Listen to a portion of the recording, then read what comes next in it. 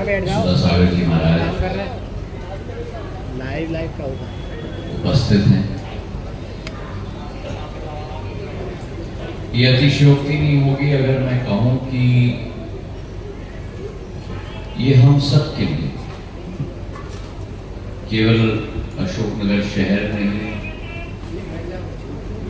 अशोकनगर जिला नहीं, लेकिन समूचे ग्वालियर चंबल संभाग के लिए एक वरदान का दिवस है।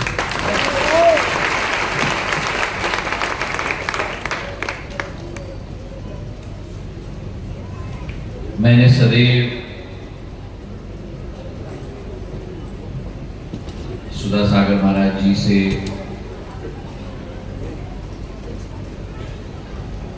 अनेक हमारे समाज के संतों से मैंने ये कहा है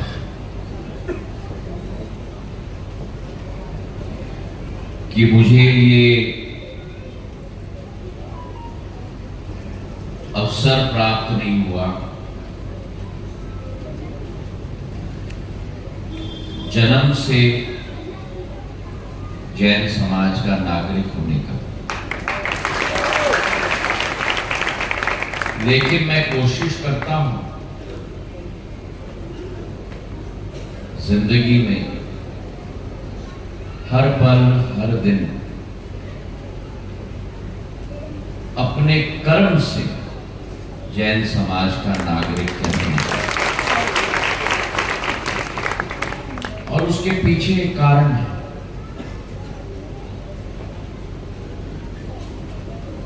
आप लोगों के साथ भगवान का आशीर्वाद है,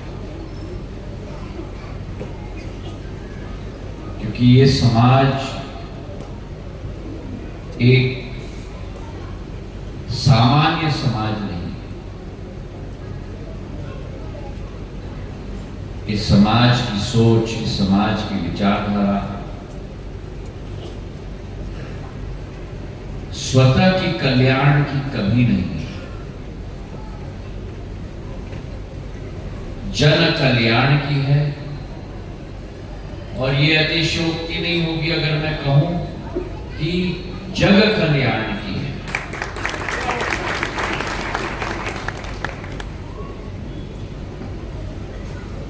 अब सुधा सागर महाराज जी ने कहा कि यहीं से बोलो,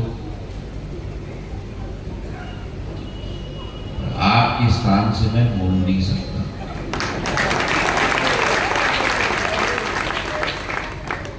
क्योंकि वो आपका स्थान है। हम जैसे सामान्य मानवीय उस स्थान से नहीं बोल सकते,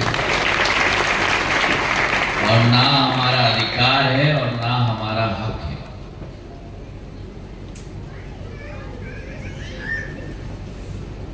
हमारे जीवन में हमारे देव देवताओं का, हमारे मुनि महाराजों का स्थान वहां है, और सामान्य मानवीय होने के नाते हमारा स्थान उनके चरणों से भी नीचे है। ये व्यक्ति को कभी भूलना नहीं चाहिए। आप जितने भी बड़े हो जाओ, जहां भी पहुंच जाओ, लेकिन इनके समान आप कभी पहुंच नहीं पाओगे।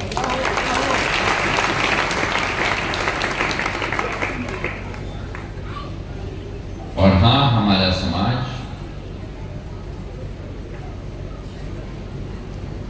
महाराज जी आज विश्व में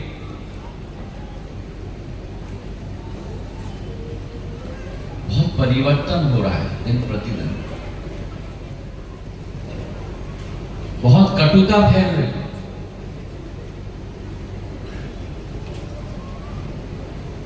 पहला विश्व युद्ध और द्वितीय विश्व युद्ध के बाद दो गुट बने थे, क और ख। आज आप देखो विश्व भर में हर कोने में जंग और लड़ाई छिड़ी जा रही है।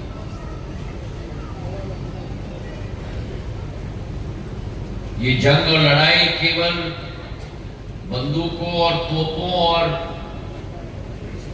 प्लेनों की लड़ाई नहीं है। लेकिन ये जंग और लड़ाई ने कलयुग के जमाने में एक नया रूप ले लिया है, और वो है अर्थशस्त्र और आर्थिक लड़ाई।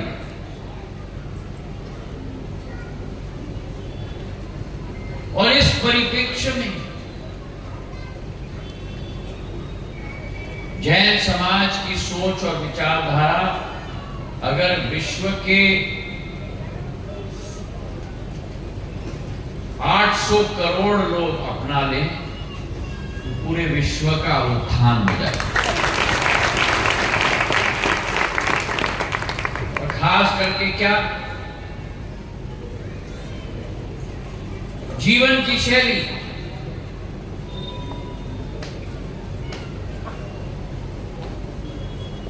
कि हमारे किसी भी एक्शन के द्वारा जाने या अनजाने में किसी और की हानि ना हो, हमारी प्रगति हो, और हमारी प्रगति में समाज की प्रगति हो, क्षेत्र की प्रगति हो, देश की प्रगति हो, विश्व का उत्थान हो, और एक चैंटी का भी हानि न हो।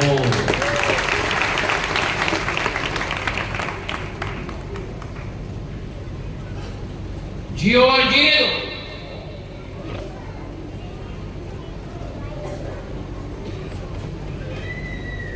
आजकल के जमाने में तो हम अपने पड़ोसी को छोड़ो, अपने घर के अंदर लोगों को जीने नहीं देते।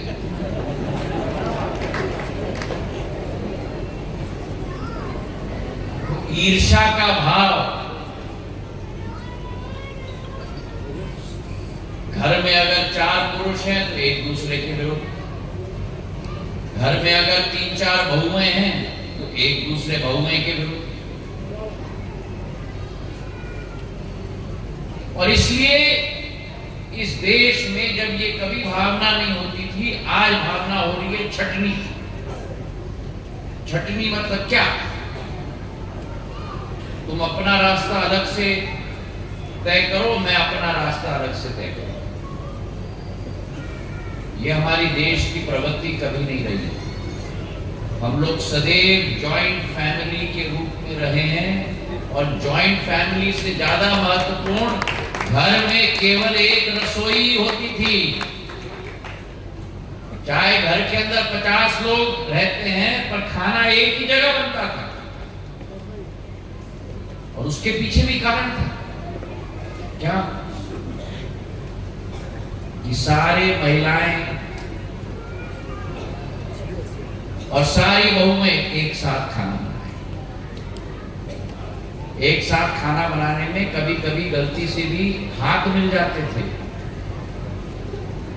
और वहां भी जाने या अनजाने में भावना एक दूसरे के प्रति सकारात्मक उत्पन्न हो जाती थी।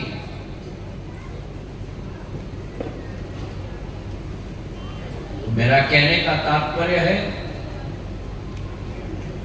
अपना धंधा तो बना रहे हो तो पहला अपना घर तो बनाओ।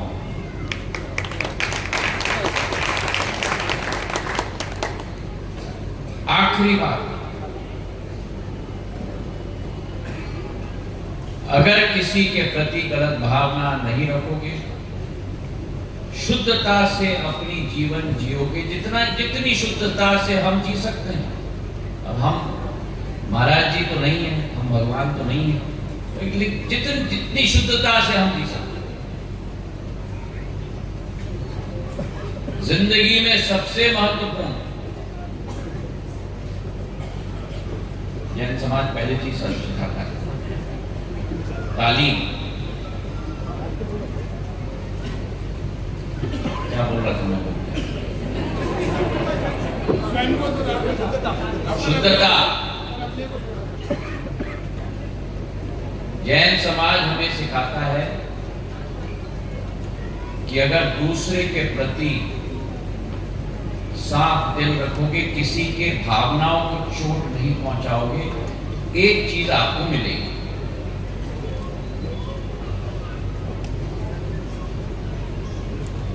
बड़ी बात मैं नहीं कह रहा हूं, मैं मोक्ष की बात नहीं कर रहा हूं, मैं इन चीजों की बात नहीं कर रहा हूं। एक चीज आपको जरूर मिलेगी। क्या है वो? वो है रात को अच्छी नींद।